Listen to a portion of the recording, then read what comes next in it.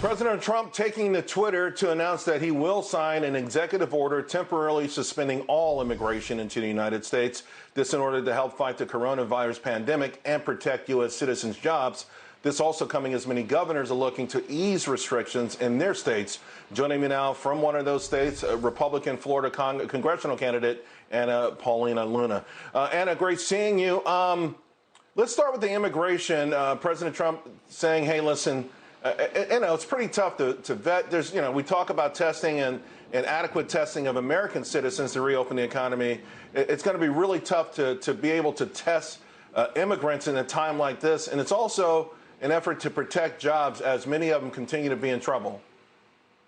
I think the president made a wonderful and decisive decision in doing this. Right now, you see countries even like Australia doing the same thing.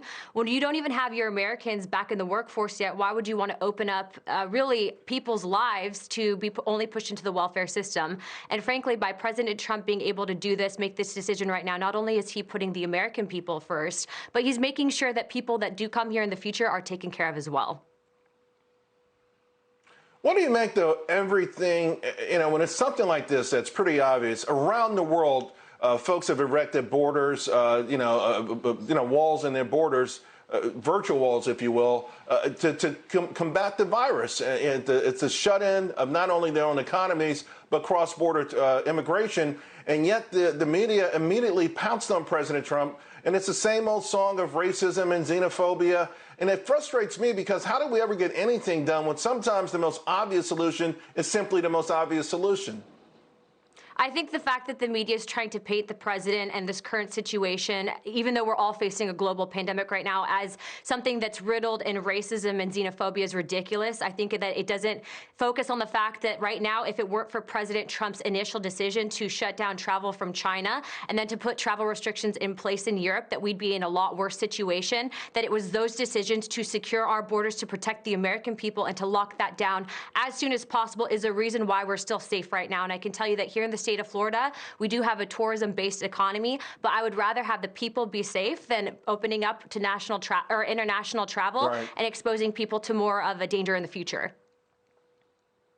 Real quick, Anna, you talk about the state of Florida. We saw images of a lot of people flocking to the beaches.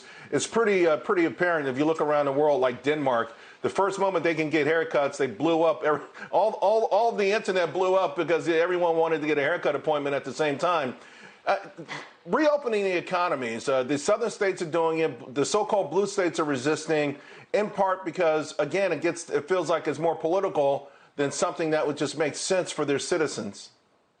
I mean, you look at the interview that Rep. Jayapal just did recently where she said that they haven't gotten what they've wanted. They are turning this international pandemic into a political plot to get what they want done. I think right now, obviously, in my personal opinion, that it's always best to let the states to decide what's best for its people. But I can tell you that there are certain states around the country, like California, like Kentucky, that are really going above and beyond, and in my opinion, operating police states that are violating the rights of the American people, are going really against the Constitution. And frankly, in places like Florida, where we do have a high concentration of veterans, when you have places shut down to where people can't even exercise, that creates a mental health issue. And you do have a study that came out from the University of Washington that stated that Florida is now past its peak.